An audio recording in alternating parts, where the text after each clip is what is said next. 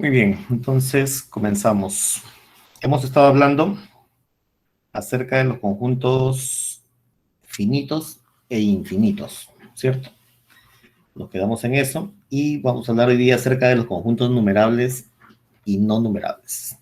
¿Ya? Como siempre, estamos siguiendo el libro Chico de Elon Lima y comenzaremos. A ver.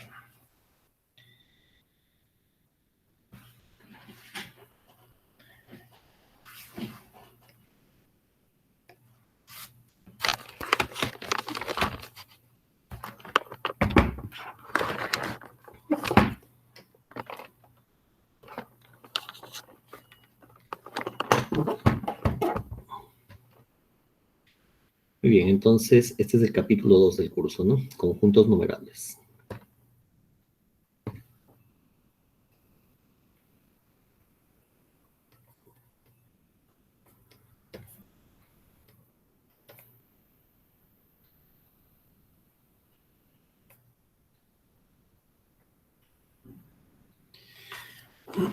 Bueno, la idea de numerabilidad es una de las primeras ideas que nos transmiten en matemática, que es la idea de contar, ¿ya? La idea de numerar las cosas. Entonces, vamos a comenzar definiendo. Definición, entonces.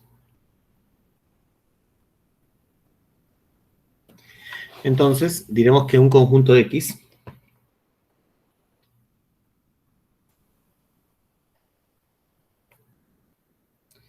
diremos que un conjunto X es numerable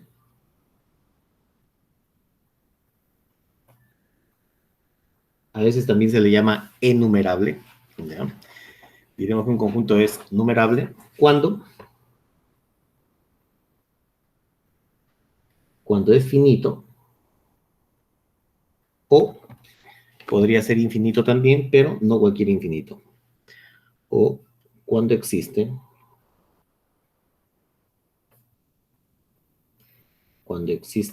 una biyección, vamos a llamarla F, que está definida de los naturales hacia X. ¿De acuerdo? Listo. En el segundo caso se llama infinito numerable, ¿ya? Cuando esta biyección existe se llama infinito numerable. Entonces, en este último caso,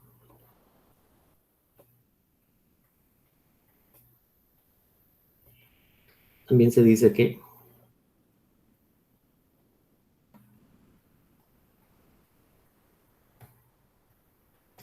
X es infinito numerable.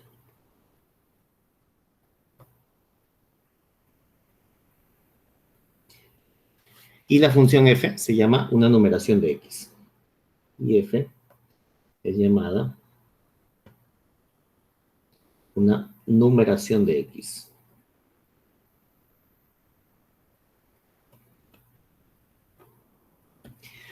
¿Por qué? Por lo siguiente. Nosotros tenemos por aquí el conjunto de los números naturales. Imagínense que aquí está n, ¿cierto? Aquí colocamos el 1,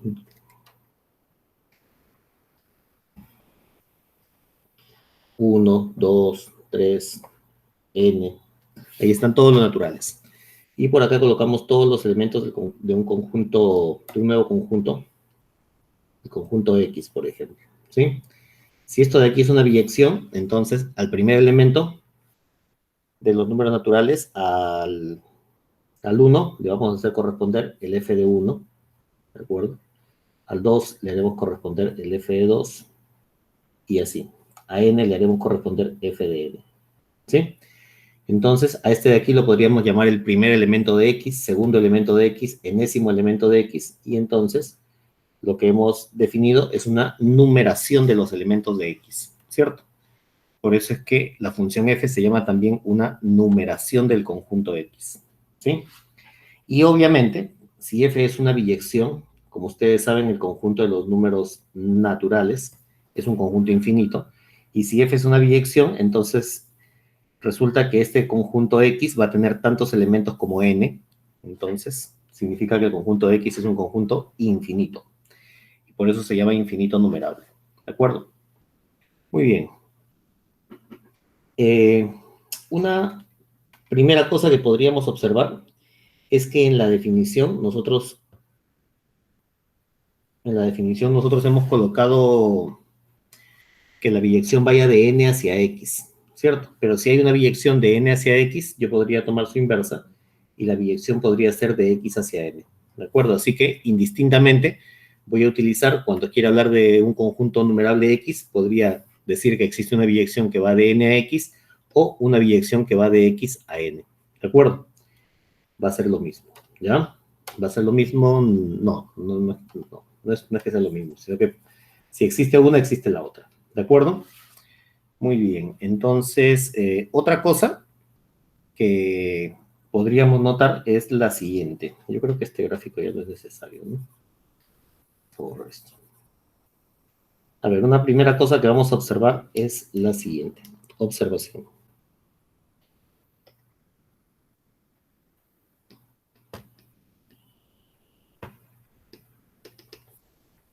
Entonces, imagínense que tenemos dos conjuntos X y Y. Sean X y Y, dos conjuntos. Dos conjuntos. Y vamos a suponer que tenemos una biyección, ¿sí? Que va de X en Y. De X en Y o de Y en X, lo mismo. Y phi una biyección. ¿De acuerdo? Una función biyectiva que va de X en Y. Entonces, si uno de los conjuntos es numerable, si uno de estos conjuntos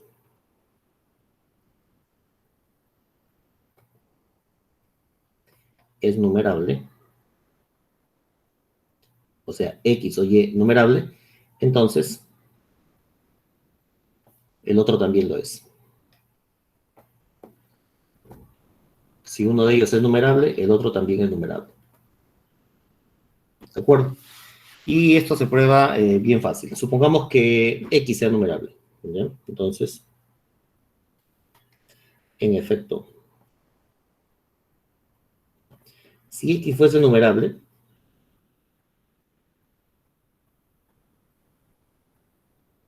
entonces tenemos dos posibilidades.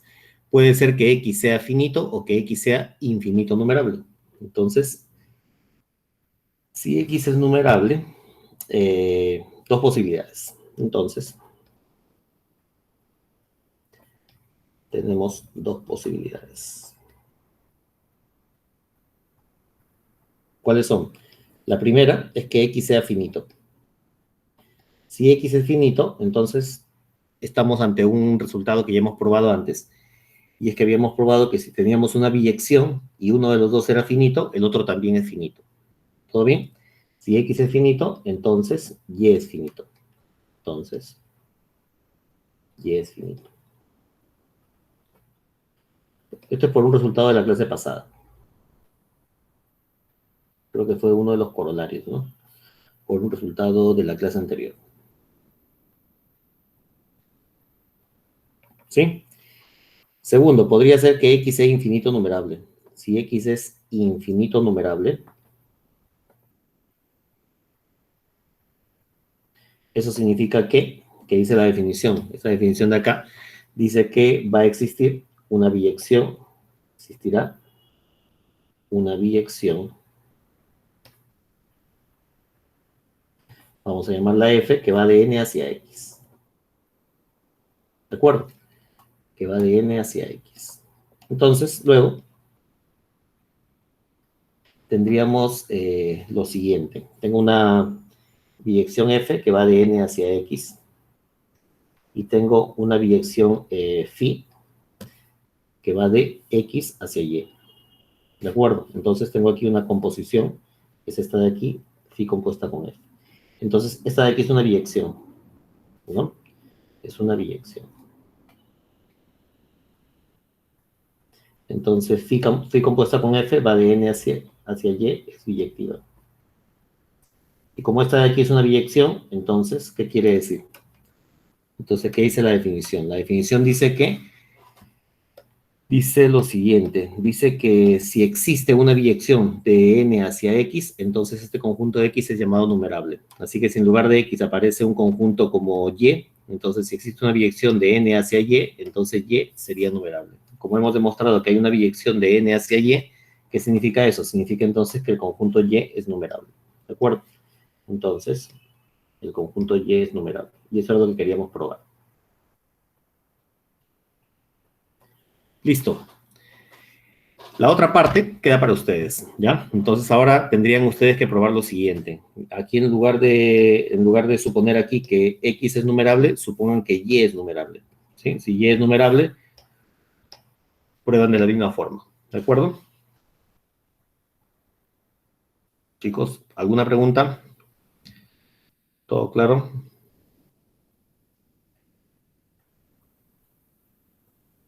Muy bien. Entonces, vamos a probar un primer resultado.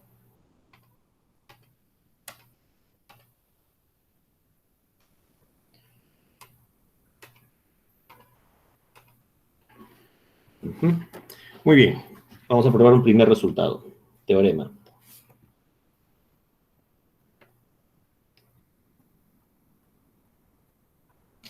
Este es el teorema número 4 del libro. Dice que todo su conjunto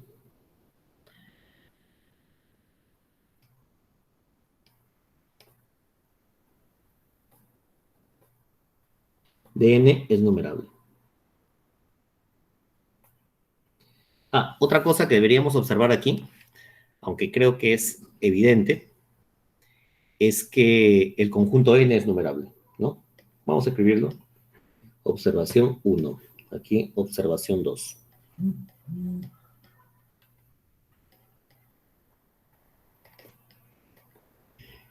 Chicos, ¿están de acuerdo que n es numerable o no?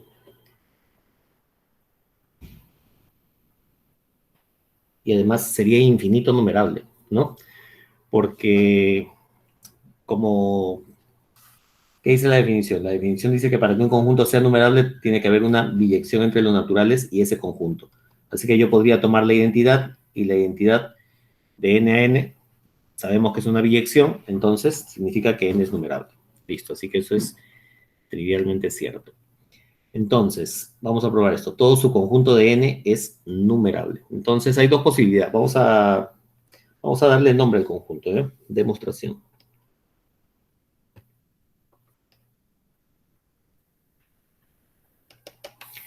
Demostración. Entonces, sea X un subconjunto de n. ¿De acuerdo? ¿Qué cosa es lo que queremos probar?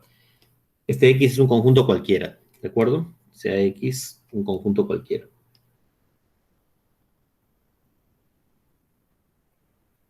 Un subconjunto cualquiera de los números naturales.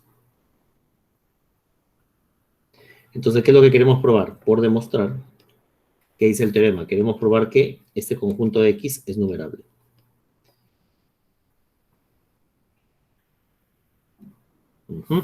Vamos a probar eso. Solo que si X es un subconjunto de los naturales, entonces hay dos posibilidades para X. Primero, podría ser que X sea finito. Si X es finito, entonces no hay nada que probar, porque la definición dice que un conjunto es numerable cuando sea finito o cuando exista una biyección. ¿De acuerdo? Entonces, si el conjunto es finito, ya por definición es numerable. ¿De acuerdo? Entonces, si X es finito, entonces X es numerable por definición. Y no hay nada que probar.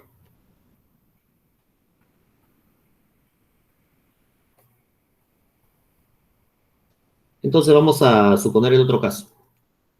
Supongamos entonces que el conjunto de X sea infinito. ¿De acuerdo? Muy bien, entonces vamos a suponer que este conjunto de X no sea finito. Pero este conjunto de X es un subconjunto de n. ¿De acuerdo? Entonces, supongamos que este X, que está contenido dentro de los naturales, es infinito. Y entonces ustedes conocen desde su curso de matemática básica que sobre el conjunto de n de los números naturales vale el principio del buen orden. Chicos, ¿qué dice el principio del buen orden? ¿Quién se acuerda?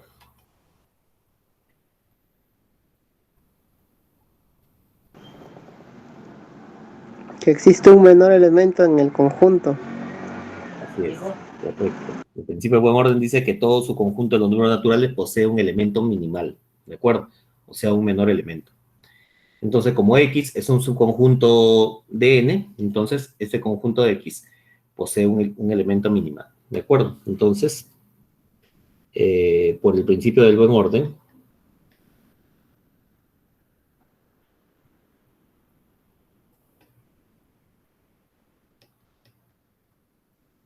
que en adelante lo vamos a denotar con PBO, por el principio del buen orden, ¿qué es lo que sucede?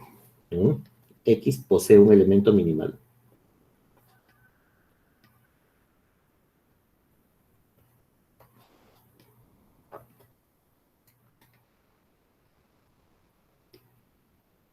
¿De acuerdo? Muy bien, entonces vamos a darle nombre a ese elemento minimal. Entonces, sea X1 es el elemento minimal, o sea, el mínimo del conjunto X. ¿Todo bien? Entonces, ¿qué es lo que hacemos ahora? Vamos a emplear una idea que ya hemos empleado antes. Tengo un conjunto de X, tengo su elemento minimal, así que voy a retirar ese elemento minimal. ¿De acuerdo? Sea X1 el mínimo de X y vamos a definir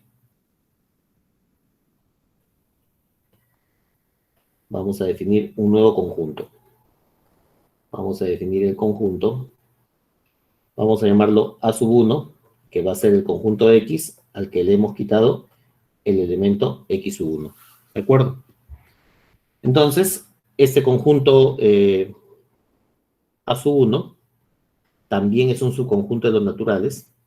Entonces, aplico nuevamente el principio del buen orden.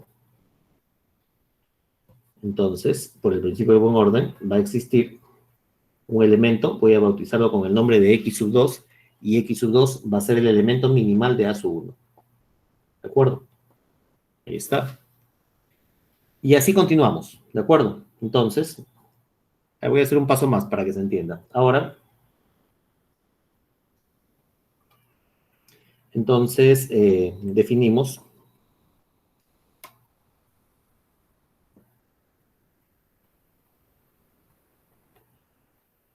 vamos a definir un nuevo conjunto, voy a llamarlo A2. A2, ¿qué va a ser? A2 va a ser A1 menos X2, o lo que es lo mismo, acuérdense que A1 era este conjunto de aquí arriba, sería X menos X1 y X2, ¿sí? De cualquiera de las dos formas. Y entonces, por el principio de buen orden, obviamente este de acá sigue siendo un subconjunto de los naturales, entonces, por el principio del buen orden, va a existir un elemento minimal, al que lo voy a bautizar con el nombre de X3. X3 va a ser el mínimo de A2. ¿De acuerdo? Y así sucesivamente. ¿Ya?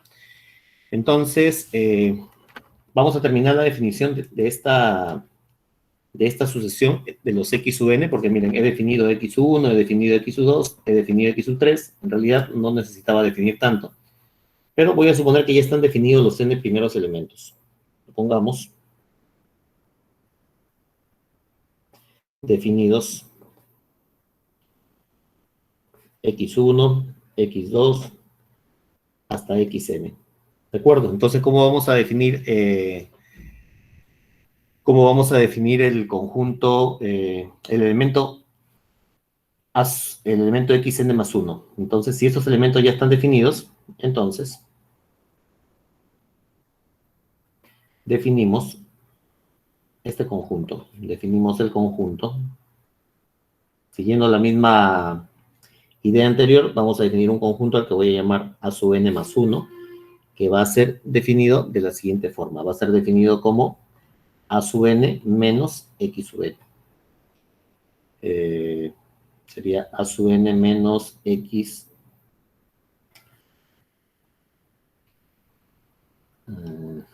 A ver. Sería menos Xn más 1. No, así no. Voy a definir el conjunto.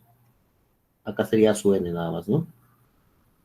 El conjunto A(n), que se va a definir como el A(n menos 1 menos el X(n). ¿Cierto? O sea, X menos X sub 1, X sub 2, hasta X sub n. Ahí está. Obviamente este de aquí es un subconjunto de n. Y como X es un conjunto infinito, pues este de acá va a ser un conjunto no vacío además, ¿cierto? Muy bien. Entonces, nuevamente, por el principio del buen orden,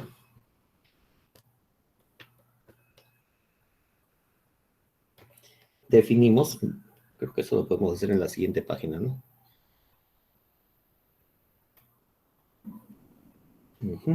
Ya. Entonces, como es un subconjunto de los naturales, este conjunto va a tener un elemento minimal. Entonces, por el principio del buen orden,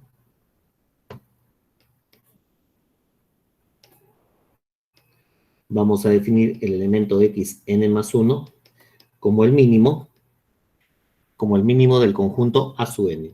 ¿De acuerdo? Ahí está. Listo. Entonces, no sé si se han dado cuenta de lo que hemos hecho. Lo que hemos hecho es definir el elemento x sub 1. Aquí está. Ya definí el elemento x sub 1.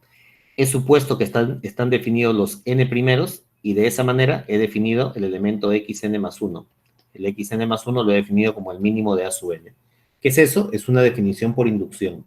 Entonces, si ya definí para 1 y suponiendo que está definido para n, he podido definir para n más 1, significa que esta definición es válida o que esta definición ya está hecha para todos los números naturales. ¿De acuerdo? Entonces, esto define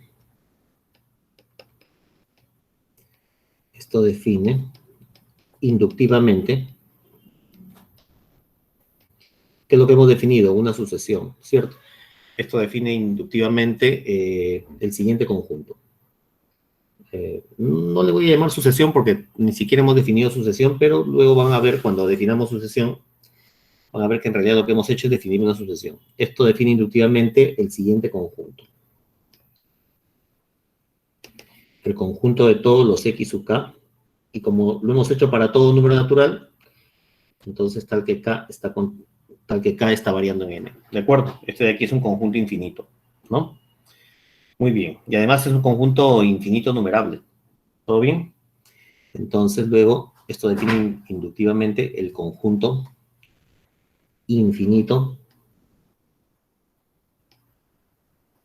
numerable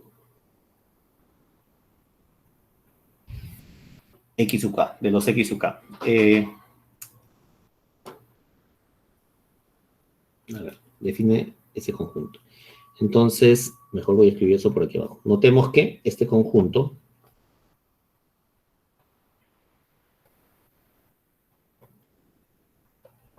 es infinito y numerable. Chicos, ¿están de acuerdo que es infinito y numerable o no? A ver, lo que hemos hecho es lo siguiente. Imagínense que este conjunto se llama Z, ¿ya? Entonces, al elemento 1 le he hecho corresponder el x1, al elemento 2 le he hecho corresponder el x2, y así. A cada número natural le he hecho corresponder un x sub n, ¿de acuerdo? Y como este conjunto Z está formado únicamente por elementos x sub k, entonces cuando yo tome un elemento x sub k que pertenece aquí, este x sub k tiene que ser imagen de un único número natural. Entonces por eso es que esto de aquí es una biyección. Como esto es una biyección, entonces resulta que Z es un conjunto numerable, ¿de acuerdo? Y entonces, como hay una biyección con los naturales, es un conjunto en realidad infinito y numerable. ¿Está claro eso? Entonces, el conjunto Z que acabamos de definir es un conjunto que es infinito y además numerable. Muy bien. Entonces, ¿qué más tenemos? Este conjunto, por la manera como lo hemos definido, miren, este conjunto, ¿dónde está? Este conjunto de los x sub n están definidos como los mínimos de los conjuntos A sub n, ¿de acuerdo? Por ejemplo acá, el mínimo de los conjuntos A sub n, pero cada conjunto A sub n es un subconjunto de los naturales, ¿de acuerdo? A sub 1 está dentro de n, A sub 2 está dentro de n, todos los A sub n son subconjuntos de los números naturales, ¿de acuerdo? Muy bien. Entonces, eso quiere decir que todos los x sub n están dentro de x, ¿de acuerdo?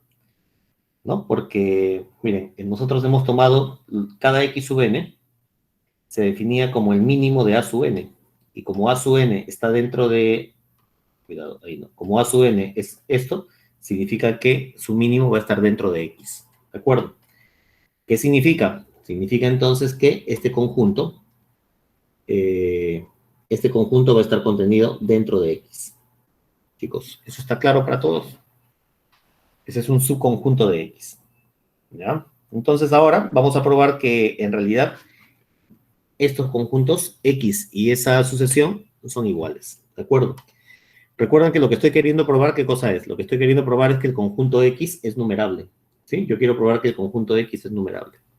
Entonces voy a probar que en realidad x está formado únicamente por estos elementos, o sea que estos dos de aquí son iguales. Entonces probaremos que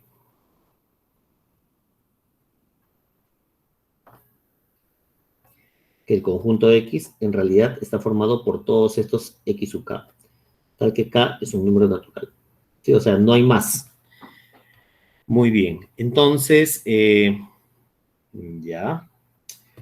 Entonces, ya tenemos esta inclusión, así que me faltaría solamente probar la otra inclusión. ¿Ya? Entonces, para esto, resta probar. Resta probar que el conjunto x está contenido dentro de todos los x sub k, tal que k es un número natural. Eso es lo que faltaría probar. Entonces, vamos a hacerlo por contradicción. Vamos a suponer que eso no es cierto. Entonces, supongamos que esta inclusión no es cierta.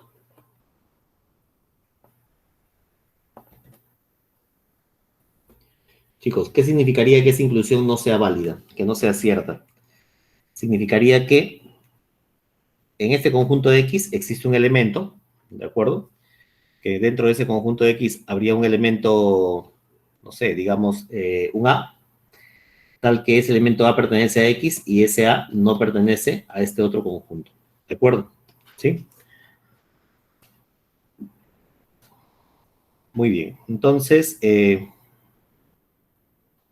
vamos a hacer eso.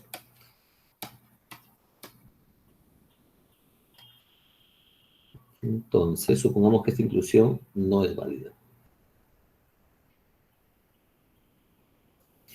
Muy bien. ¿Qué cosa quiere decir esto? Es decir,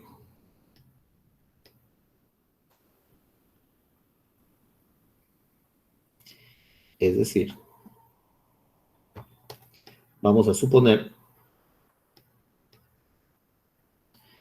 que existe un elemento al que vamos a llamar x, que pertenece al conjunto de x, tal que x no está aquí. ¿De acuerdo? Si x no está ahí, ¿qué significa que x no esté ahí? Tal que x no pertenezca a este conjunto. A los xk, tal que k es un número natural. Esto significa lo siguiente, es decir, x pertenece a x y además, si x no está en este conjunto, significa que x tiene que ser distinto de todos los xk. X es diferente de xk para todo k natural. ¿Todo bien? Significa eso. Pero acuérdense que cómo se había formado cómo se habían formado, cómo se habían definido estos elementos x sub k. Los x sub k eran elementos minimales de subconjuntos de x. ¿De acuerdo? Entonces, pregunta, ¿qué relación tiene que haber entre los xk y x? Podría ser, por ejemplo, que ya es cierto que ningún xk va a ser igual a x, pero será posible que exista algún xj, digamos, o un xm que sea mayor que xk. Existirá un número natural tal que ese número x sea menor que xk. Entonces, eso de ahí no es posible. ¿Por qué? Porque este elemento xm es el elemento minimal de un cierto subconjunto de x. ¿De acuerdo? Entonces, este de aquí es más chico que ese elemento minimal. Entonces, no es posible. Entonces, vamos a escribir eso, ¿eh? Muy bien.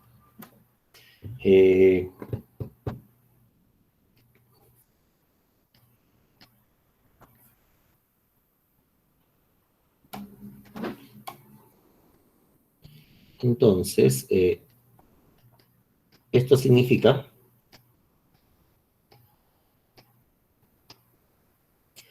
que todos los x sub k tienen que ser menores que x. ¿De acuerdo? Para todo k en n. Chicos, ¿eso está claro?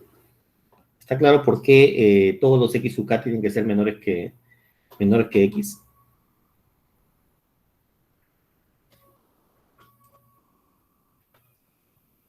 ¿Sí? Si está claro, ya paso al siguiente, voy al siguiente paso. Creo que sí, ¿no? Muy bien. Entonces, y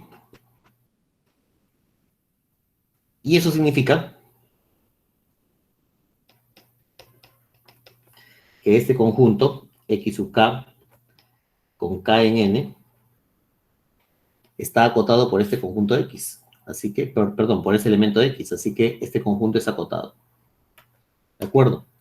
Entonces, otra cosa. Todos estos elementos xk, ¿dónde están? Están en x y x es un subconjunto de n. Quiere decir entonces que este de aquí es un conjunto acotado de los, es un subconjunto acotado de los números naturales. Es decir,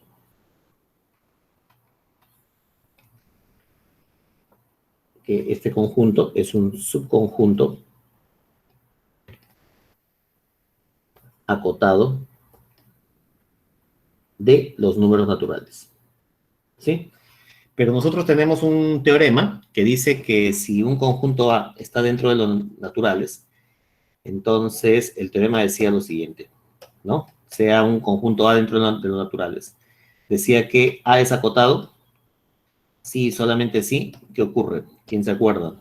A es acotado, sí, solamente sí. Finito. ¿Cómo? Finito. Correcto. Entonces, A es acotado, sí, solamente sí, el conjunto es finito. ¿De acuerdo? Entonces, resulta que este conjunto es un subconjunto de los números naturales y es acotado. Significa entonces que ese conjunto tiene que ser finito. Entonces, esto significa que ya, listo. Luego, por un teorema anterior,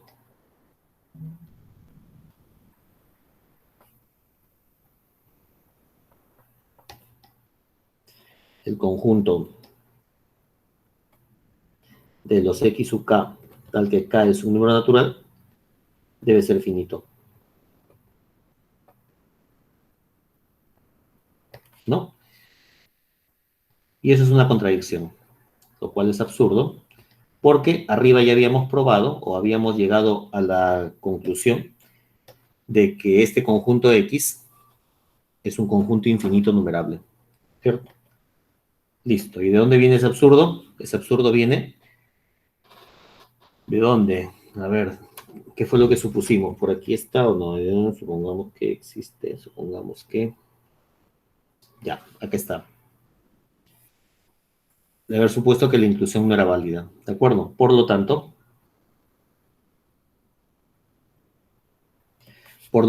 esta inclusión tiene que ser válida, ¿de acuerdo? Y por lo tanto, X tiene que estar dentro de los X sub K, porque K es un número natural,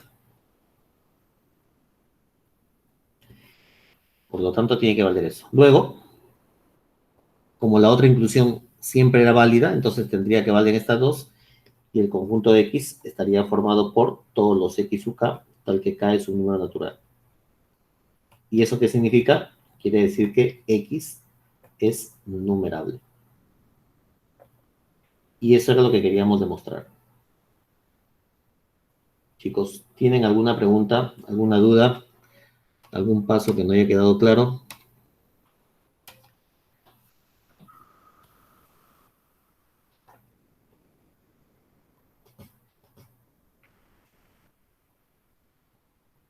Todo claro.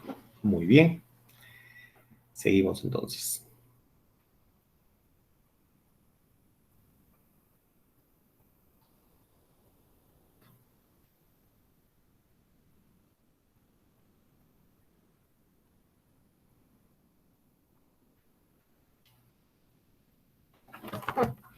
Vamos a probar algunas consecuencias del teorema. Entonces, ¿qué hemos probado en el teorema anterior? En el teorema anterior hemos probado que todo subconjunto de los números naturales es numerable. Todo subconjunto de n es numerable. ¿De acuerdo?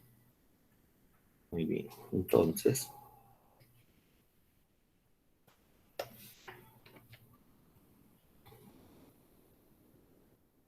Corolario. Nosotros habíamos probado la clase pasada que si teníamos una función f que iba de x en y esta función f era inyectiva, si este conjunto es finito, entonces x es finito. ¿Se acuerdan? Y también habíamos probado que si esta función era sobreyectiva y este conjunto x es finito, entonces el conjunto y es finito. ¿Se acuerdan? Así que vamos a probar ahora una versión análoga, pero para conjuntos numerables. ¿Ya? Entonces, corolarios. Corolario 1. Entonces tenemos, imagínense que f de x en y sea una función inyectiva. Sea f de x en y una función inyectiva.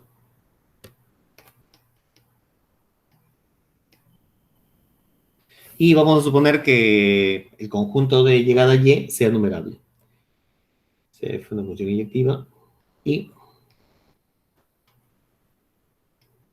si el conjunto y es numerable, entonces el conjunto X es numerable.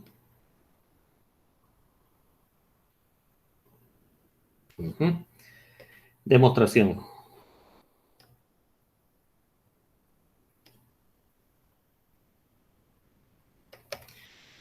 Bueno, si el conjunto Y, ustedes saben que cada vez que hablamos de numerabilidad, podríamos estar hablando de un conjunto que sea finito o de un conjunto que sea infinito, o sea, infinito numerable. Así que siempre hay que colocarse en las dos situaciones, en los dos casos. Si Y fuese finito, entonces estaría en el teorema de la clase pasada, ¿cierto? Este de aquí. Este conjunto, esta función es inyectiva y el conjunto Y es finito, entonces el teorema de la clase pasada dice que X es finito. ¿De acuerdo? Entonces, si Y fuese finito, entonces sería inmediato. X sería finito. ¿De acuerdo? Por un teorema por un corolario de la clase pasada. Y si X es finito, entonces es numerable, que era justamente lo que quería probar, ¿no? Si X fuese finito, X sería numerable por un teorema anterior, por un corolario anterior, de la clase pasada. Y entonces X sería numerable. Y estaría demostrado. Segundo caso. Vamos a suponer ahora que Y sea infinito. Si Y es infinito numerable, entonces, ¿qué dice la definición? Entonces, de acuerdo a la definición, que sea infinito numerable significa que existe una biyección que va de los naturales hacia Y. ¿De acuerdo? Entonces, existe una biyección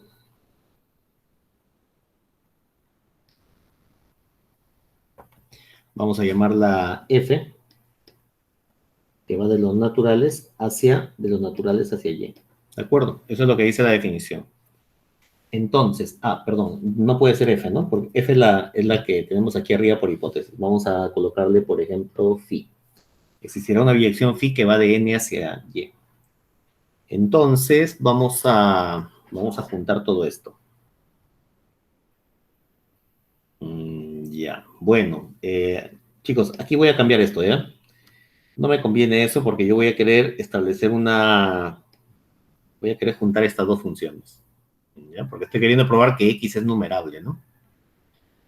Entonces, nosotros ya habíamos dicho que si existe una biyección que va de N hacia Y, pues también de Y hacia N, pues la inversa también sería una biyección. Así que en la definición de conjunto numerable, les dije que iba a usar de manera indistinta en uno o en otro sentido. ¿De acuerdo? Así que aquí me doy cuenta que no me conviene utilizar esta, así que voy a utilizar esta otra, que existe una biyección que va de Y hacia N.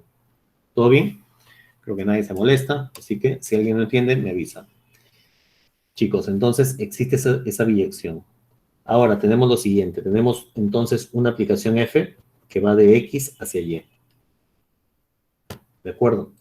Y tenemos una aplicación que va de Y hacia N. Esta de acá se llama F, que es la de aquí arriba, y esta de aquí se llama Phi, que es esta de acá. ¿Todo bien? Entonces, esta primera es una función inyectiva. Y esta segunda es una función biyectiva. Pero eso no me sirve, porque la composición de phi con f sería solamente inyectiva. ¿Qué cosa es lo que estamos queriendo probar? Yo estoy queriendo probar que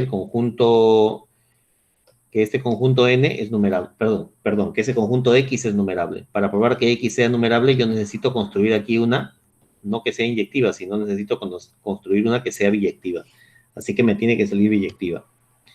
Pero la clase pasada, creo que al final de la clase pasada estuvimos hablando sobre eso. A ver, no sé si se acuerdan. Les había dicho que si yo tengo una función inyectiva, pues es bien fácil reescribirla de tal forma que ya sea biyectiva. Porque para que sea biyectiva, lo que le falta es ser sobreyectiva. Entonces, en lugar de mandar x hacia y, voy a hacer que esta x vaya hacia su imagen. Así que si esta función f yo la escribo así, como esta de aquí era inyectiva, si la escribo sobre su imagen, ahora es sobreyectiva y por lo tanto es biyectiva. Chicos, ¿eso está claro o no? Entonces ahora voy a reescribir esto. ¿Ya? Entonces sería así. A ver, tenemos nuestra función f que va de x. Yo sé que iba hacia y, ¿de acuerdo? Pero no la voy a hacer llegar hasta y, la voy a hacer llegar solamente hasta f de x. ¿Qué gano con eso? Que esta función es sobreyectiva. Pero como ya era inyectiva, entonces ahora será biyectiva, ¿de acuerdo? Así que esta de aquí es mi función f. Muy bien. Ahora voy a colocar aquí, otra cosa. Yo sé que como la función f iba de x en y, yo sé que esto de aquí es un subconjunto de y, ¿de acuerdo? Pero la función phi está definida sobre todo y. Pero como yo voy a querer establecer una composición, no puedo estar definiendo sobre todo y, o mejor dicho, no voy a poder establecer eso. Entonces solamente voy a querer que esta función phi esté definida sobre este conjunto, f de x, que es un subconjunto de y. Entonces ya no se trata de la función phi completa, sino se trata de la restricción de phi, ¿de acuerdo? Así que aquí voy a tomar esta función phi, que la voy a restringir. La clase pasada también estuvimos hablando acerca de lo que significaba la restricción, y la voy a restringir a este conjunto f de x, ¿de acuerdo? Entonces, esa restricción ahora va del conjunto f de x hacia ¿dónde? Hacia los naturales. ¿Sí? Ahora, esta de aquí era una biyección. ¿Todo bien? ¿Sí? Muy bien. Entonces, pregunta. ¿Cómo será esta composición? Biyección. Entonces, esta función f es una... ¿qué es esto? Esta función f es una biyección, ¿cierto? Biyección. Entonces, ¿y esta de acá será una biyección? Tal como está escrita, ¿será una biyección? Y la respuesta es no, no es una biyección. ¿Ah? No se dejen engañar, ¿eh? Casi les digo que es una biyección, pero no es una biyección. ¿Por qué? Porque esta función phi es una biyección, pero cuando cae sobre todo n. O sea, la imagen de phi es todo n. Pero ahora esta función phi ya no está restringida en todo y. Esta de aquí está restringida solamente sobre un subconjunto de y. Entonces, tal como está escrita, no es una biyección. Ahora, que sea inyectiva, sí es inyectiva, ¿de acuerdo? Porque si una función inyectiva se restringe a un conjunto, a un subconjunto de su dominio, pues sigue siendo inyectiva. Es como que yo tengo esto de acá, miren. Acá tengo un conjunto A y un conjunto B, ¿de acuerdo? Esta de acá es una función, sí. Y esa de ahí es una biyección, ¿de acuerdo? Imagínense que sea biyectiva. Pero si esta biyección ustedes la restringen a una parte de A, por ejemplo, la restringen a esta de aquí nada más, imagínense que la imagen de esa parte de A sea esta parte de B. Entonces, y yo escribo así, a esta parte de A la voy a llamar, por ejemplo, C. Entonces yo digo así, a ver, la restricción de C a C, esa restricción, y la escribo así, de C hacia B, chicos, ¿será una biyección? Imagínense que aquí la imagen sea D. Tal como está escrita, no es una biyección. Será inyectiva, sí, pero no es una biyección. Porque para que sea biyección, este de acá debería ser el rango de la función y no lo es. ¿De acuerdo? Muy bien. Entonces, pero si yo escribo así, ahora sí es una biyección. Chicos, ¿me han entendido o no? Entonces, este conjunto D tiene que ser ¿qué cosa? Tiene que ser la imagen del conjunto de partida. Entonces, pregunta, ¿qué conjunto yo debería colocar aquí en lugar de esta n que coloqué? ¿Qué conjunto debería colocar para que sea una biyección?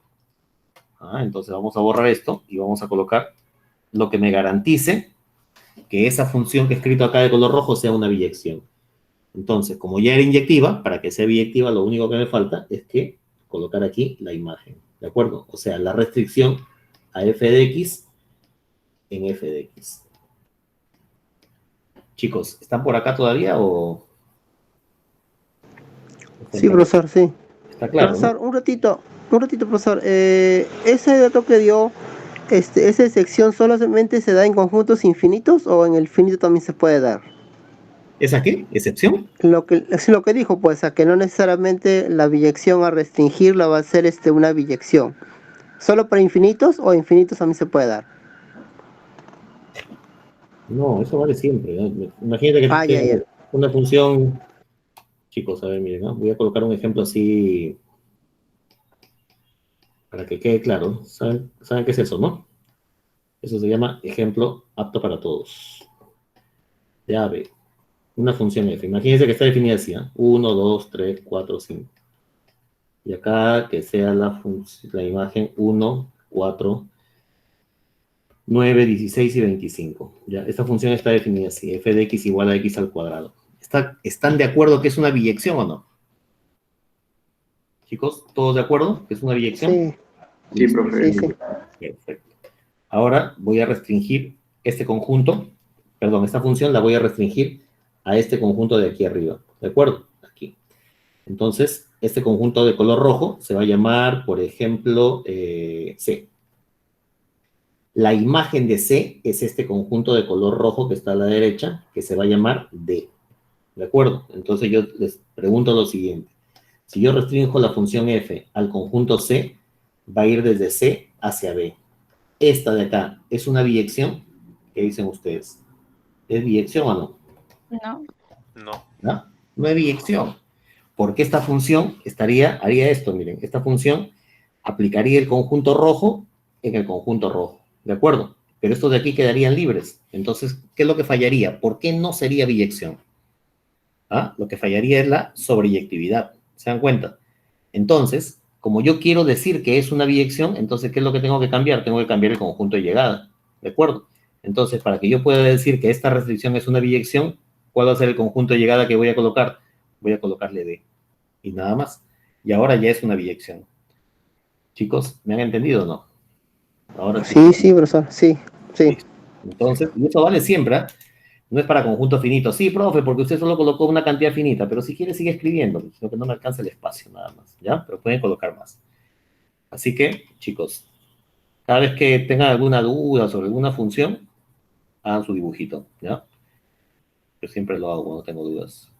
Y ahí todo va a quedar claro. Muy bien, por eso es que esta función que he escrito aquí, ya que tiene solamente mala cara, pero en realidad lo que he escrito es con estos símbolos que tienen mal aspecto. Este ejemplito que coloqué acá abajo lo he escrito aquí arriba con esos símbolos, nada más. Pero no es otra cosa. Entonces, resulta que estas funciones que he colocado aquí, las dos son biyecciones, ¿de acuerdo? Esta de aquí es una biyección y esta de aquí, tal como está escrita, también es una biyección. Y entonces ahora lo que voy a hacer es considerar la composición, ¿de acuerdo? Y entonces esta composición sería la composición de la restricción con la función f, ¿de acuerdo? Y entonces esta de aquí es una biyección. Entonces, esta de aquí es biyectiva. ¿Cierto? Listo. Entonces, pero, este conjunto de aquí es un subconjunto de ¿dónde? Miren que esta phi llega hacia dónde, llega hacia n, así que es un subconjunto de n. ¿De acuerdo? Listo. Entonces, esto quiere decir lo siguiente. ¿Cómo? Chicos, no quiero volver a escribir todo esto, así que este conjunto lo voy a bautizar con un nombre, ¿ya? A este conjunto vamos a llamarlo, por ejemplo, Z. Y ese Z es un subconjunto de n. ¿De acuerdo? Entonces decimos así, como Z es un subconjunto de n, Entonces, acuérdense que esto de acá se llama corolario. Si es corolario es consecuencia de un teorema anterior y hasta ahorita no lo hemos utilizado. ¿Qué dice el teorema anterior? Dice que todo su conjunto de n es numerable. Entonces, como este conjunto Z es un subconjunto de n, entonces por el teorema anterior, ¿qué resulta? Resulta que Z tiene que ser numerable. ¿Todo bien? Por otra parte, ¿cómo esta composición? Tampoco quiero escribir toda esta función enorme, ¿eh? Esta de aquí abajo la vamos a bautizar con un nombre, vamos a llamarla psi. Entonces, como esta composición psi va de x hacia z, es una biyección, es biyectiva, y z es numerable, entonces voy a retroceder aquí por una observación que coloqué hoy al inicio de la clase.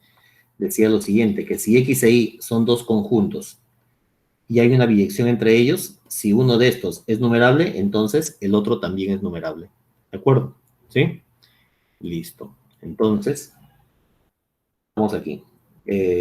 Como z es numerable y esta de aquí es una biyección, entonces x también es numerable. ¿De acuerdo? Entonces, a ver, como z está en n, por el tema anterior, z es numerable. Como si va de x en z,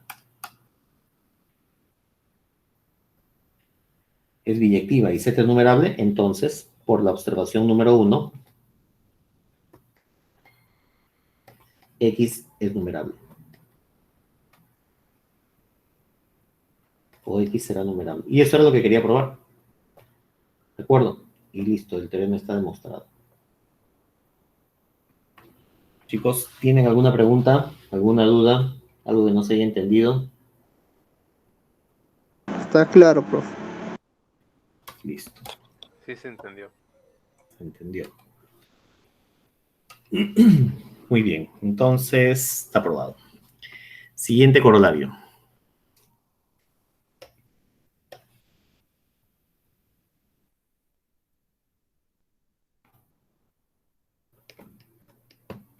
Corolario número 2. Entonces aquí teníamos una función f inyectiva, ¿no? Entonces sea ahora f, que va de x en y, una función sobreyectiva.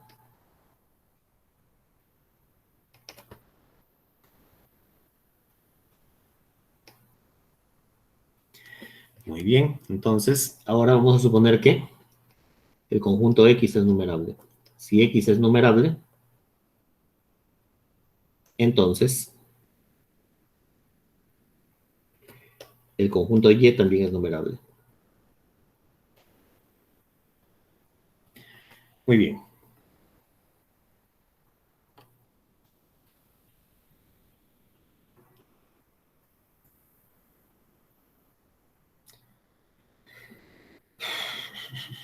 A ver, ¿cómo probamos esto?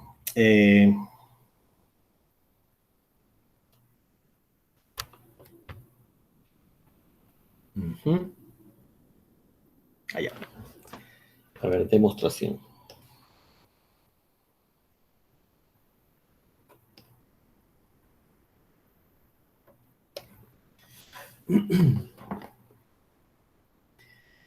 A ver, miren, ¿qué significa que la función sea sobreyectiva? Significa que todo elemento del... Acá tengo un conjunto X y aquí tengo un conjunto Y.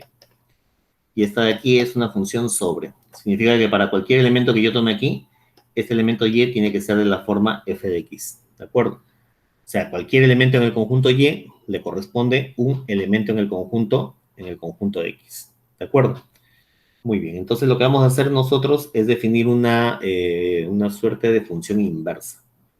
No sé, chicos, si en el curso de cálculo, o en alguno de los cursos de cálculo que llevaron, probaron que toda función sobreyectiva tiene inversa a la derecha y que toda función inyectiva tiene inversa a la izquierda. ¿Sí? Y que cuando una función es biyectiva, al ser biyectiva sería sobreyectiva e inyectiva, entonces su inversa a la derecha y su inversa a la izquierda coinciden. Por eso que las funciones biyectivas son las que tienen inversa, ¿no? Muy bien. Entonces, lo que vamos a hacer en esta demostración, en parte, es la prueba de ese resultado, al menos para el caso sobreyectivo, ¿no? Entonces, demostración. Como la función f es sobreyectiva, como f de x en y es sobreyectiva, entonces, ¿qué sucede? Entonces, dado un elemento, entonces, sucede lo siguiente. Para cada elemento que nosotros tomemos y, existirá un elemento x en x, tal que f de y sea igual a x. ¿De acuerdo? Listo. No, perdón, al revés, ¿no? Tal que f de x sea igual a y. Definición de sobreyectividad. Muy bien. Entonces, ¿qué es lo que vamos a hacer? Vamos a definir una función, ¿ya?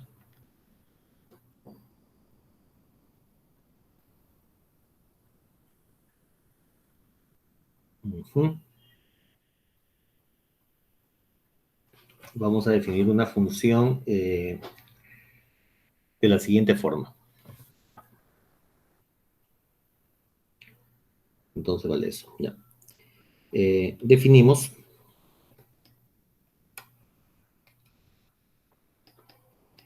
esto, permite definir la siguiente aplicación.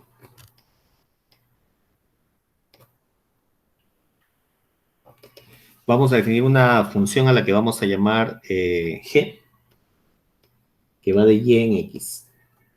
¿De acuerdo? Y esta función va a ser lo siguiente. A cada elemento y de aquí le va a hacer corresponder un g de y. ¿De acuerdo? Y ese g de y se va a definir como x. ¿De acuerdo? Entonces, pero este x no es cualquiera, sino es un elemento de x que cumple justamente esta condición de aquí. ¿De acuerdo? Es decir,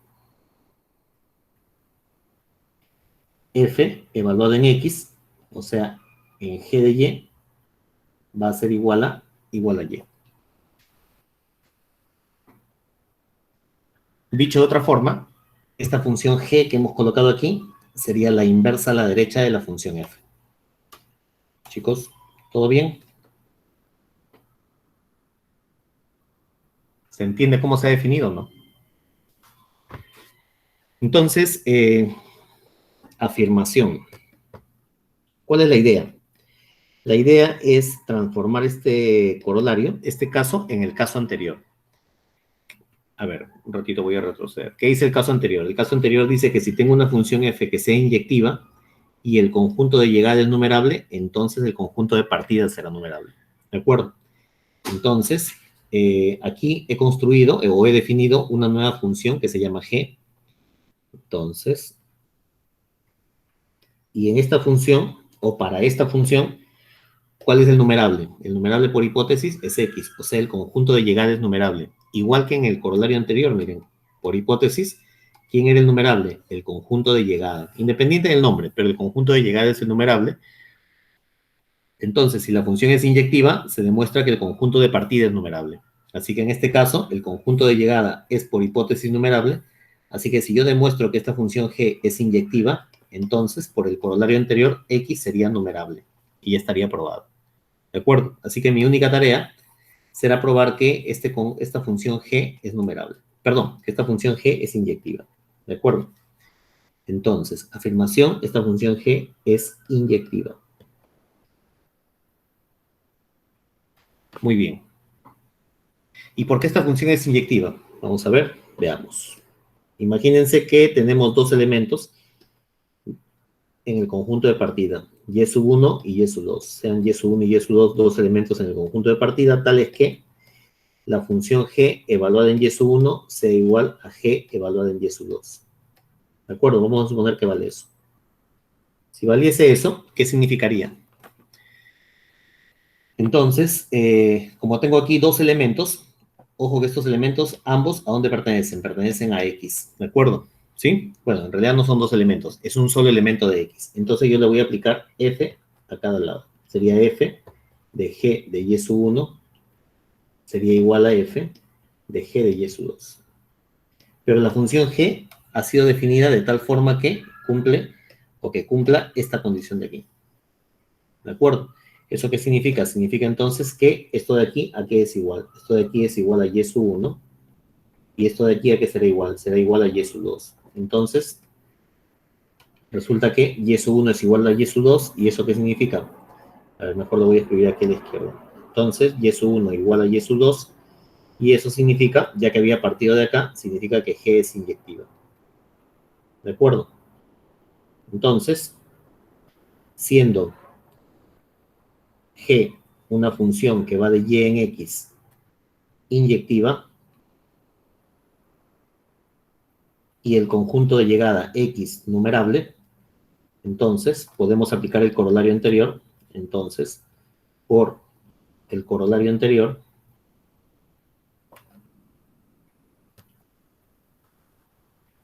resulta que, que el conjunto del espacio de partida tiene que ser numerable. Resulta que y es numerable. Y listo, está aprobado. Chicos, ¿tienen alguna pregunta? ¿Alguna duda?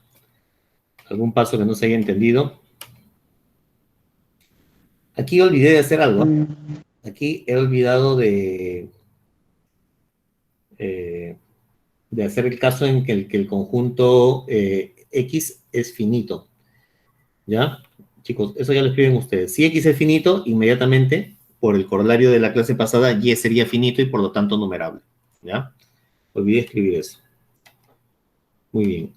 ¿Alguna pregunta? ¿Alguna duda? ¿Algo que no se haya entendido? Vamos bien, profe. Listo. Entonces yo Está les voy a bien. hacer la pregunta, ¿ya? A ver, chicos, no sé si está clarísimo para todos o se están dejando engañar. Miren, ¿ah? Aquí hay un detalle. A ver, que la función sea sobreyectiva, por hipótesis, ¿ah? A ver, que la función sea sobreyectiva significa esto. Que aquí yo tengo un conjunto de partida X y un conjunto de llegada Y. Aquí yo tengo una cantidad de elementos para Y. Todos, por decirlo así en lenguaje más sencillo, a cada elemento le llega una flecha. ¿De acuerdo? Pero podrían haber aquí dos elementos. Nada impide que hayan dos elementos que tengan la misma imagen. ¿Se dan cuenta o no? ¿Sí? Listo.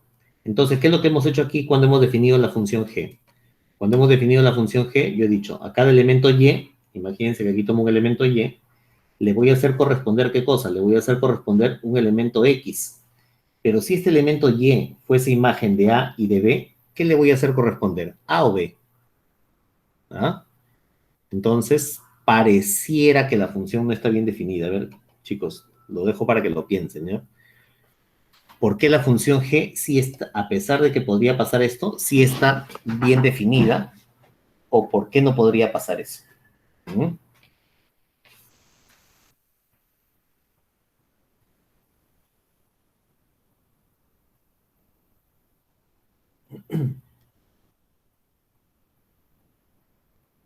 Ya, lo piensan, ¿no? Lo van pensando. Luego me comentan a ver a qué conclusión han llegado. ¿Se entendió el problema, no? ¿Se entendió lo que estoy preguntando o no? Entonces, ¿Podría repetir la pregunta, por favor? a ver, he dicho lo siguiente. Esta función g está definida de esta forma. A cada elemento del conjunto y de llegada, aquí hay un elemento y en mi gráfico de abajo, lo estoy marcando ahorita de verde, le corresponde un elemento x. Para que una función esté bien definida, entonces ese elemento x tendría que estar bien definido. Pero como mi función únicamente es sobreyectiva, por hipótesis, mi función f es sobreyectiva, entonces este elemento y podría ser imagen de dos elementos distintos. ¿Cierto? Nada impide que pase eso. Si la función fuese inyectiva, no podría pasar eso. Pero como la función f es solamente sobreyectiva, nada impide que pase eso. ¿Cómo sería en ese caso? ¿Cuál sería este elemento x para este y de aquí? ¿Quién tomarían como x? ¿A o b? ¿O será que la función no está bien definida? ¿Ah? Chicos, esa es la pregunta. Ya, ustedes lo van a pensar un poco. Y luego me dicen. Después del recreo me dicen, ¿ya? Lo dejo ahí para que lo piensen. Muy bien. ¿Alguna otra pregunta? ¿Alguna duda? ¿Todo claro?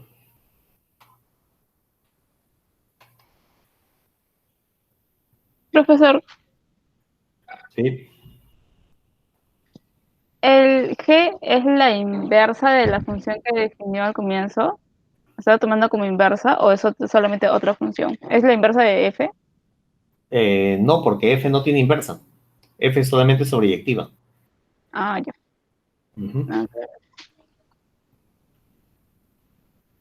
Pero profesor, usted, o sea, es una función cualquiera, pero la está definiendo como que da esa idea, pero no es que sea la inversa. Lo que pasa es que no puede ser la inversa porque la función f no tiene inversa. Para que la función f tenga inversa, la función f tendría que ser biyectiva. Y la función f solamente es sobreyectiva.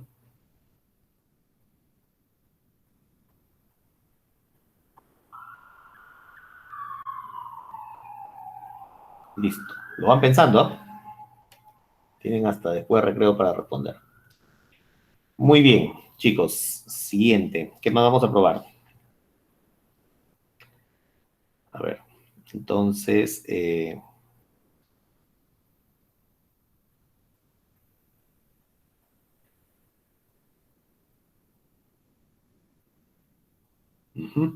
siguiente resultado. Cordario 3.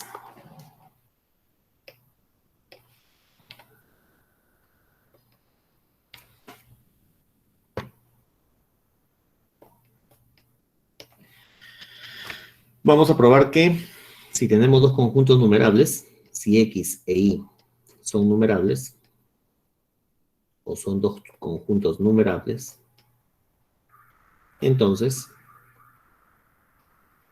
su producto cartesiano de X por Y también es numerable.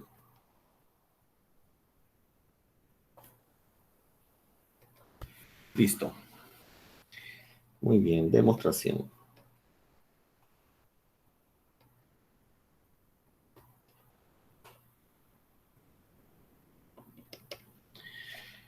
Entonces, a ver, ¿qué es lo que sabemos? Que si estos conjuntos, bueno, cada vez que nosotros tenemos un conjunto numerable, podría ser que ese conjunto sea finito. Si ustedes leen el libro o en general los libros, van directamente al caso de que sea infinito numerable. ¿Por qué? Porque el caso finito, si los dos fuesen finitos, entonces el producto cartesiano también es finito. Y si es finito, inmediatamente es numerable. ¿Ya? No es que no se deba probar, sino que como es inmediato, pues ya no se escribe. ¿De acuerdo? Muy bien. Entonces, chicos, vamos a suponer que X y Y sean infinitos numerables. ¿De acuerdo? Eh, si uno de ellos fuese finito y el otro infinito, también es inmediato. ¿Ya? Eh, ya, eso lo dejo como ejercicio para ustedes. ¿Ah? Entonces, primero, si X e Y son finitos,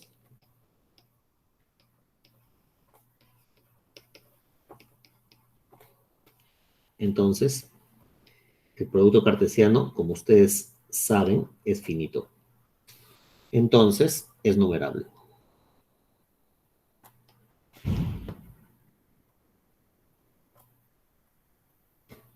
Segundo, si X es finito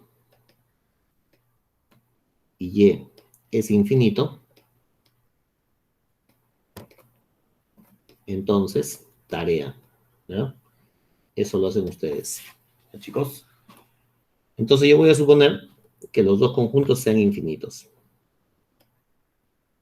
Es una tarea sencilla, ¿no? No vayan a pensar que el profe hace lo más fácil, ¿no? Y nos deja lo más difícil, ¿no? Como siempre dicen los alumnos. Bueno, por lo general es cierto también, ¿no? Pero en este caso no. ¿Ya? Tarea. Ahí está. La fija para el examen. Entonces, vamos a suponer que X e Y sean infinitos. Supongamos que X e Y sean infinitos. Infinitos innumerables. Entonces, ¿qué dice la definición? La definición dice que van a existir biyecciones. Entonces, existen biyecciones Como x es infinito, va a existir una biyección f que va de n hacia x. Como x es infinito numerable, vale eso. Como y es infinito numerable, va a existir una biyección g que va de n hacia y. ¿De acuerdo? Listo. Entonces, vamos a definir la siguiente aplicación. ¿Ya? Entonces definimos. Luego, definimos una tercera función. Definimos la aplicación siguiente. Vamos a llamarla phi y esta función phi que vaya de n por n hacia x por y. Y que se defina de la siguiente manera. Que a cada par ordenado n, m le haga corresponder, como esta tiene que caer en x, pues acá colocaré f de n. Y como esta tiene que caer en y, aquí colocaré g de m. ¿Sí? Esa función está bien definida. Y vamos a utilizar, chicos, uno de los corolarios anteriores. Si yo, a ver, ¿qué hice? Voy a utilizar el corolario 2. Si yo tengo una función sobreyectiva y el conjunto de partida es numerable, el corolario afirma que el conjunto de llegada es numerable. Ese es el que me conviene usar porque yo estoy queriendo probar que este conjunto de x por y es numerable. Así que si yo probase antes, ojo que todavía no lo hemos probado, imagínense que este de aquí fuese numerable y que esta función phi fuese sobreyectiva, ¿de acuerdo? Entonces, ¿cuál sería la conclusión? Que este conjunto de x por y es numerable y estaría probado, ¿de acuerdo? Así que me basta comprobar esas dos cosas. Me basta comprobar que el conjunto n por n es numerable y que la función phi es sobreyectiva, ¿de acuerdo? Entonces, si la función phi fuese sobreyectiva y el producto cartesiano de n por n fuese numerable,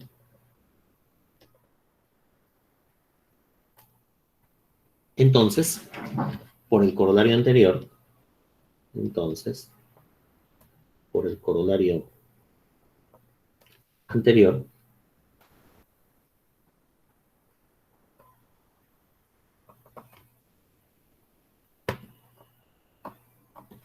podríamos concluir,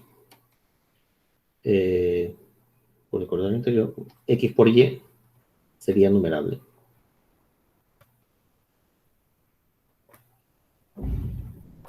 Y estaría demostrado, ¿cierto? Sería numerable. Entonces, ¿qué me falta? Me falta probar estas dos cosas. Me falta probar que phi es sobreyectiva y que n por n es numerable. Entonces, muy bien. Entonces, primero, phi es sobreyectiva.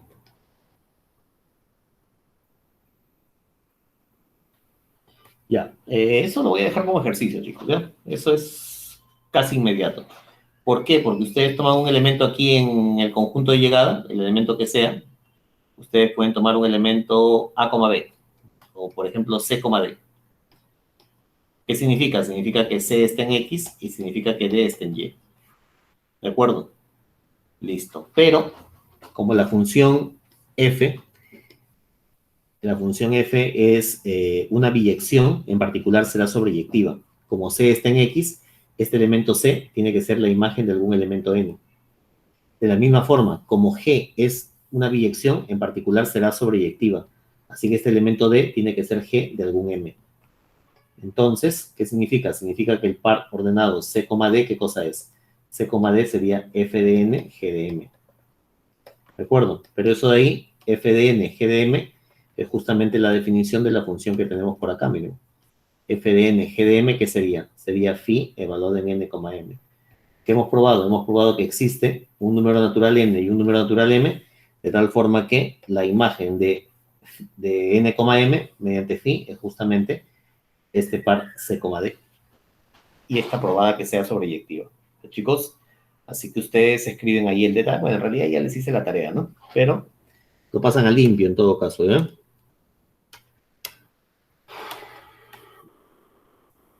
Listo. Ahora me falta probar la otra condición. Me falta probar que la función, me falta probar que n por n es numerable. ¿De acuerdo? Entonces, segunda condición.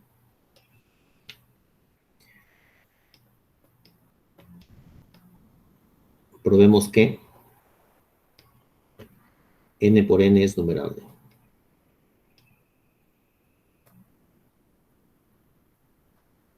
Y para probar la numerabilidad de n por n, chicos, vamos a emplear otro corolario. ¿Ya? Vamos a emplear el corolario 1. ¿Qué dice el corolario 1? Dice que, a ver, el 1, a ver un ratito, dice n por n numerable. A ver, ¿qué dice el corolario 1? Dice que si yo tengo una función inyectiva, ¿de acuerdo? Y el conjunto de llegada es numerable, entonces el conjunto de partida tiene que ser numerable. ¿De acuerdo? Entonces, para eso, vamos a emplear un argumento ya bien conocido, que dice lo siguiente. Entonces, definimos una función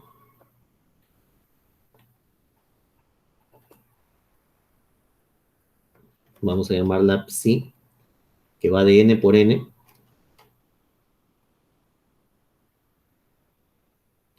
hacia n. Observen que el conjunto de llegada es numerable, ¿de acuerdo? Entonces, y vamos a hacer esto. A cada par ordenado, n, m, le vamos a hacer corresponder su imagen psi de n, m, y la vamos a definir como 2 a la n por 3 a la m. ¿De acuerdo? En realidad, en lugar de 2 y 3 pueden colocar cualquier otro número como 5 y 7, por ejemplo. El único requisito es que sea primo. ¿Ya? Ahorita van a saber por qué. Voy a dejarlo con 2 y 3, como está en el libro. ¿Ya? Pero pueden colocar ahí cualquier número primo. Cualquier par de números primos distintos. ¿Por qué? Por lo siguiente.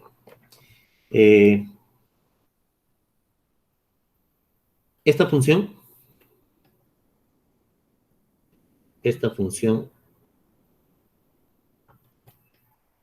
sí es una función inyectiva.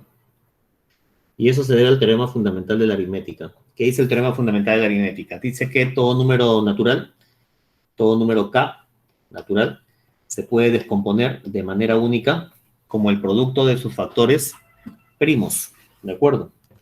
Entonces se puede descomponer como p sub 1 elevado a la n1 por p sub 2 elevado a la n2 por p sub n, no, a ver otra letra, p sub r elevado a la nr. ¿De acuerdo? Donde todos estos numeritos, p sub 1, p sub 2, p sub r, son números primos, ¿no? Todo número natural se puede descomponer de manera única como el producto de sus factores primos. ¿De acuerdo? Entonces, por eso es que la función es inyectiva. Esta función es inyectiva por el teorema fundamental de la aritmética. Teorema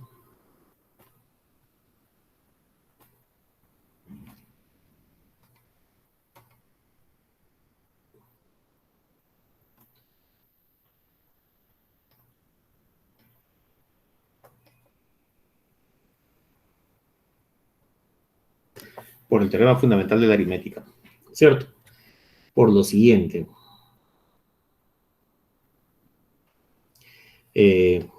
Pues si nosotros tuviésemos dos números o dos pares ordenados, imagínense que yo coloco aquí n y m, igual a psi de, a ver, ¿qué letra coloco? Alfa y beta. Alfa y beta.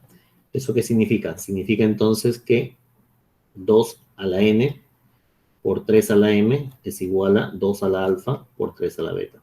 ¿Cierto? Y entonces, por el teorema fundamental de la aritmética, que dice que cada número real se descompone de manera única como el producto de sus factores primos, entonces, ¿qué significa? Significa que esta descomposición es única, y si es única, significa que n es igual a alfa y que m es igual a beta. Y eso significa que este par ordenado es igual a este par ordenado, ¿de acuerdo? ¿Sí? Y eso significa justamente que la función es una función inyectiva. ¿Todo bien? Entonces, esta función sí es inyectiva por el... Ya, luego,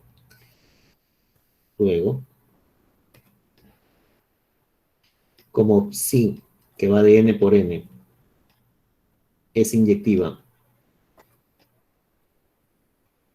y el conjunto, perdón, como sí, que va de n por n hacia n, es inyectiva, y el conjunto de llegada n es numerable, obviamente, y n es numerable, entonces por el corolario número 1, entonces, por el corolario número 1, resulta que el conjunto n por n de partida tiene que ser numerable. Resulta que n por n es numerable. Listo. Y eso era lo que queríamos probar. Recuerden que ya habíamos observado en la página anterior que si... ¿Dónde está? Teníamos esto, ¿no? Que si yo probaba dos cosas, que la función phi fuese sobreyectiva y que n por n es numerable, entonces, por el corolario 2, el producto cartesiano de x por y sería numerable. Entonces, la sobreyectividad ya la probé aquí en borrador y ustedes la pasan a limpio. Y que la función, que n por n sea numerable, lo acabamos de probar. Por lo tanto, el teorema está demostrado.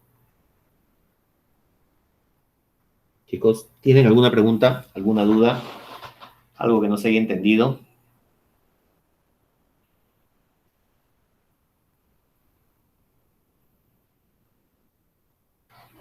¿Todo claro o ya que importa? No, sí ha quedado claro, profesor. Todo bien. Listo. Seguimos entonces. A ver, siguiente resultado. Vamos a probar ahora... todavía falta un corolario. Cuarto corolario.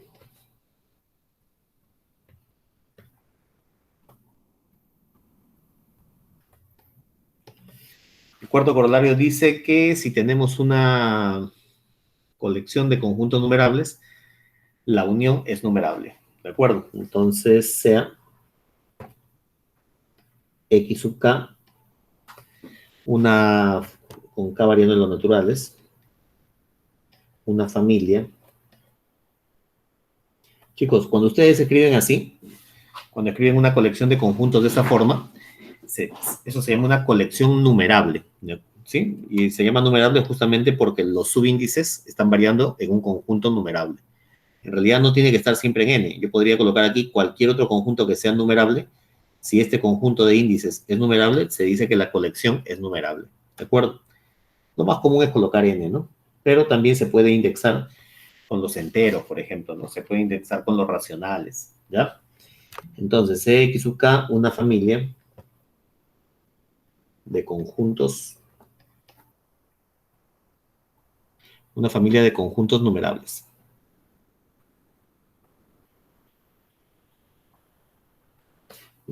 Entonces, la unión de todos estos conjuntos X sub k, la unión con k variando en n, también es numerable.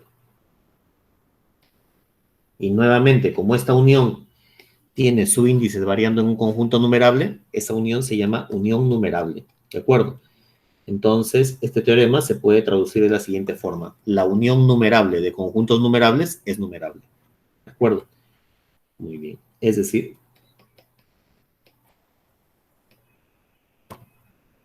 la unión numerable de conjuntos numerables es numerable. ¿Sí? Que es otra manera nada más de escribir el teorema. Muy bien. ¿Y existirán uniones no numerables? Sí existen uniones no numerables. Es como que yo les digo, miren, voy a definir ese conjunto. Voy a definir el conjunto A sub R, definido así. Por ejemplo, va a ser el intervalo que va desde R hasta más infinito. ¿De acuerdo? Donde R es un número real cualquiera. ¿Todo bien? ¿Sí? O sea, es el es la semirrecta que comienza en el número real R. Ya que ese número R es un número real cualquiera, pregunta, ¿qué resulta si yo uno todos los a su R, con R en R? ¿Cuál será el resultado de esa unión? Entonces, esa es una unión no numerable. Bueno, en realidad estoy usando un resultado que todavía no he probado, ¿no? Y es que como vamos a probar en un momento, el conjunto R de los números reales no es numerable, ¿ya? Entonces, ya que este conjunto R no es numerable, entonces esto de acá se llama una unión no numerable, ¿ok? Muy bien. Entonces, la numerabilidad de una unión o de una intersección o de un producto tiene que ver con la numerabilidad del conjunto de los índices. ¿Todo bien? Listo. Entonces, listo. A ver, ¿cómo probamos eso? Una cosa que deberían notar aquí es que aquí, en este teorema, está contenido el caso de la unión finita. Porque si yo tuviese un conjunto X1 y un conjunto X2, ambos numerables, este teorema dice que la unión de X1 con X2 también es numerable. ¿Sí? Eso es lo que dice el teorema. ¿Por qué? Porque es cierto que aquí hay una colección infinita, infinita numerable. Entonces ustedes podrían definir X1, X2 y después, a partir de X3, ustedes pueden definir así. Xun igual a vacío para todo n mayor o igual que 3. Entonces le aplican el teorema, solo que esta unión infinita se reduciría en realidad o se simplificaría a esta de acá, ¿cierto? A solamente 2, porque todos los demás son vacíos. Así que como corolario del corolario, podríamos escribir un teorema para la unión finita. Si ustedes revisan el libro de Don Lima Grande, si no me equivoco, primero demuestran el teorema para el caso de dos conjuntos y después muestran el caso general. ¿Sí? Chicos, ya estoy cansado, así que, a ver, vamos a probar esto y descansamos, creo, ¿no? A ver, ¿cómo se prueba esto? Vamos a... ya, nuevamente, vamos a suponer, vamos a pensar en el caso en el que cada conjunto de X u K es un conjunto infinito numerable, ¿de acuerdo? Muy bien, entonces, supongamos que cada uno de esos conjuntos, que cada conjunto X u K es infinito numerable. Y que esto sea válido para todo K.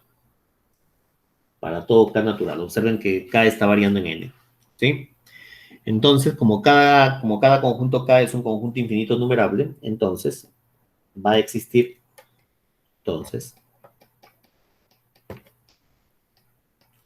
para cada número natural,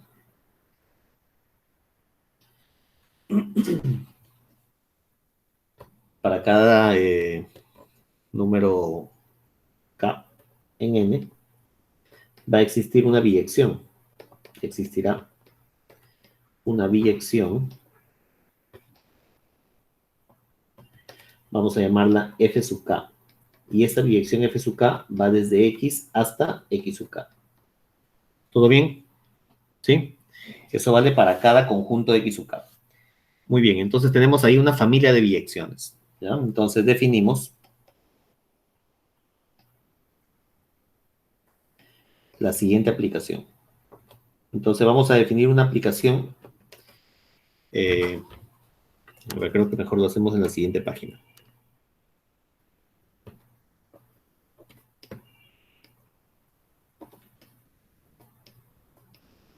Vamos a definir una aplicación. Vamos a llamarla F, que va del conjunto, que esté definida del conjunto del conjunto, a ver, ya, el conjunto n por n, que sabemos que es numerable, n por n, hacia la unión de todos los conjuntos XK, con K variando en los naturales. ¿Y cómo se va a definir esta función? Esta función se va a definir así. Entonces, a cada par ordenado que tomemos en el primer conjunto, nm, le vamos a hacer corresponder un número f de nm, y ese número tendría que estar aquí, en esta unión, ¿de acuerdo? Pero vamos a usar todas las funciones que tenemos. Miren, para esta función f, para el conjunto x sub k, existe una biyección que va desde los naturales hacia x sub k, ¿de acuerdo? Esta de acá es biyectiva. ¿Todo bien? Entonces, vamos a definir así. A cada par ordenado, nm, le vamos a hacer corresponder este número de aquí, que se va a definir así. Se va a definir como f sub n evaluado en m. ¿De acuerdo? Ya está. Entonces, esa es la definición, ¿no? Esto es definición. Entonces, de esa manera, ¿qué es lo que vamos a hacer? Como este número n recorre todos los naturales, vamos a hacer que se recorran todas las fn. Miren, tenemos tantas fn, acá le puedo cambiar de letra, no hay problema. Tenemos tantas fn como conjuntos xn existan. ¿Cuántos xn existen? Tantos como números naturales. ¿De acuerdo? Muy bien. Y a esta fn, que está definida en todos los naturales, la vamos a evaluar en el punto m. ¿Sí? Muy bien. Entonces, a ver, ¿qué es lo que sabemos de esta función? O en relación a los elementos de esta función, sabemos que este conjunto de partida, ¿qué pasó? Sabemos que este conjunto de partida es numerable, ¿sí? Lo acabamos de probar. Chicos, ¿qué debería probar para concluir que esta unión es numerable? Yo quiero probar que esto es numerable. ¿Cuál sería el requisito que estaría faltando para concluir que el conjunto de llegada es numerable? ¿Mm?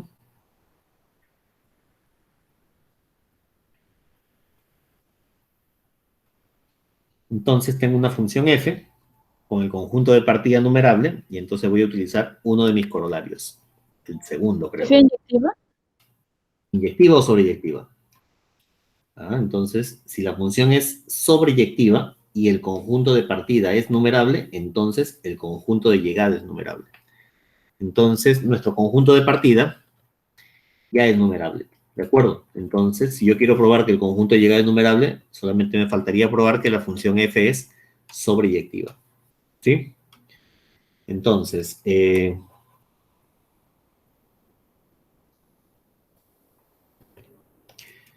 gracias al corolario 2,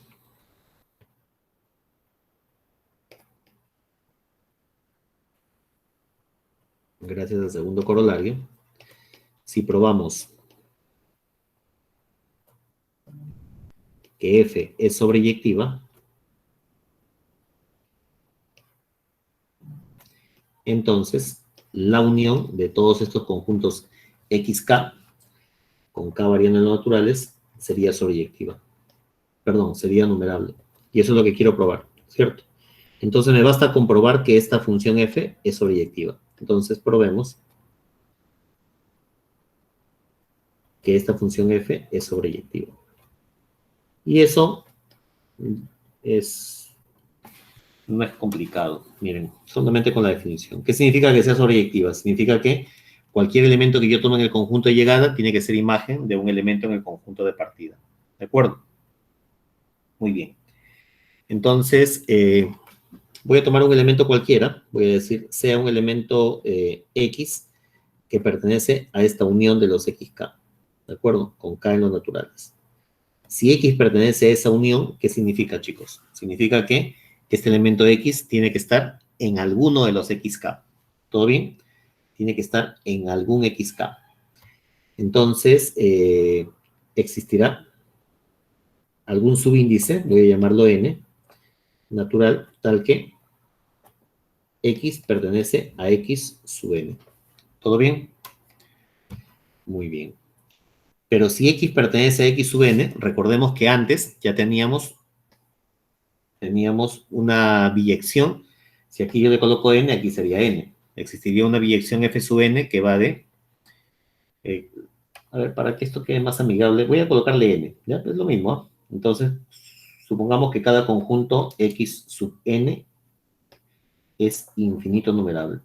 ¿De acuerdo? Entonces, con n variando en los naturales, Entonces, para cada número natural n, existirá una biyección a la que hemos llamado f sub n, que va de los naturales a x sub n. ¿De acuerdo? Así que como esta de aquí es una biyección, y yo tengo un elemento aquí, un elemento x, este elemento x tiene que ser la imagen, mediante esta función, de algún elemento de los naturales, y a ese elemento lo voy a bautizar con el nombre de m.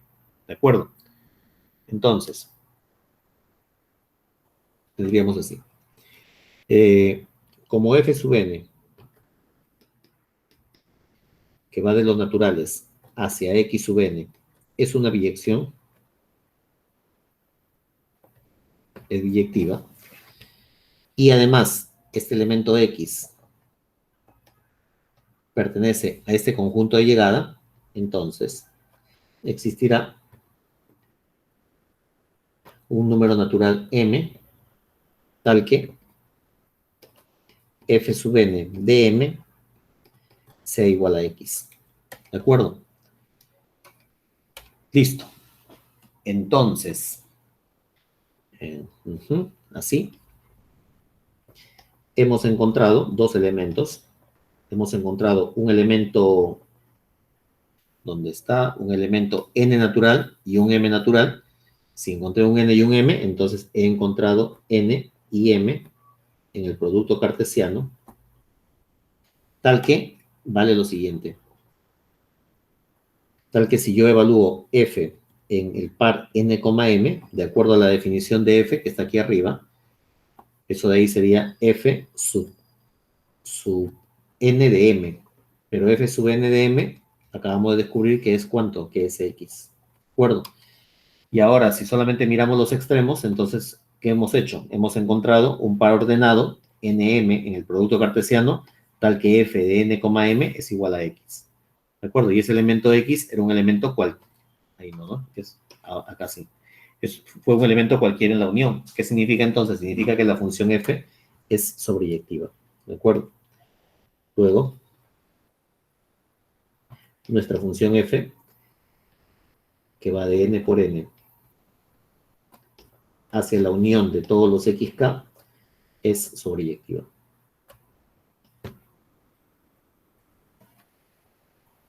Entonces, como mencionamos arriba, gracias al corolario 2, si yo pruebo que la función f es sobreyectiva, como el conjunto de partida ya era numerable, entonces la unión será numerable. Por lo tanto,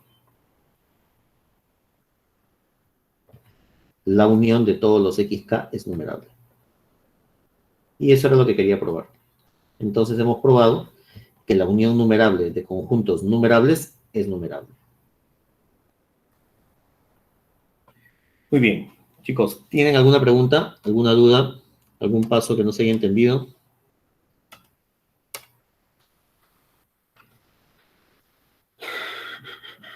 Todo claro. Muy bien. Entonces, a ver, vamos a borrar aquí algunas cosas.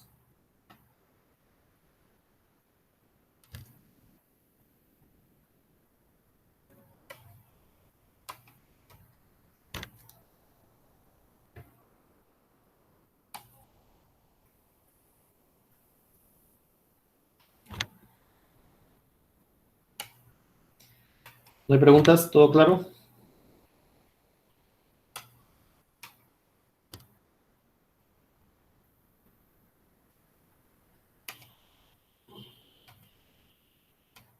Lo que pasa es que una vez que lo salvo ya no se puede borrar.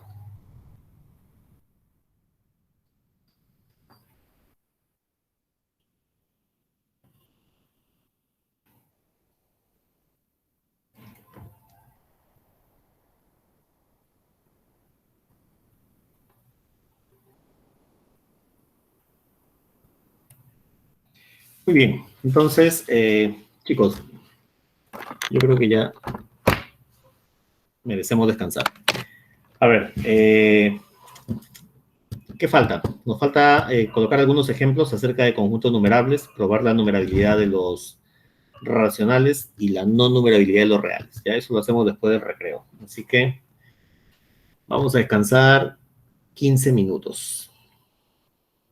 A ver, ¿alguna pregunta? A ver, Víctor, ¿qué dice? ¿Alguno? Ah, esa es otra cosa.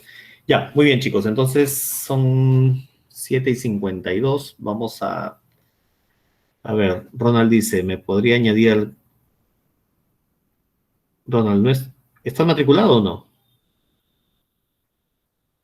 Ronald, ¿estás matriculado? ¿O vienes de... en extemporáneo? Ya, mándame un correo para que me acuerde, por favor, que lo del chat no lo anoto. Mándame un correo, ¿ya? Listo. Mándame un correo para agregarte. Uy, ya. Víctor te va a pasar mi correo. A ver, delegado, cumple por favor tu... Ya. Chicos, a los que faltan agregar al grupo, en el grupo lo voy a postear y ahorita mando el enlace. No se vayan a desconectar. Ya, muy bien. Chicos, vamos a alcanzar 15 minutazos entonces. Voy a apagar la grabación y luego continuamos.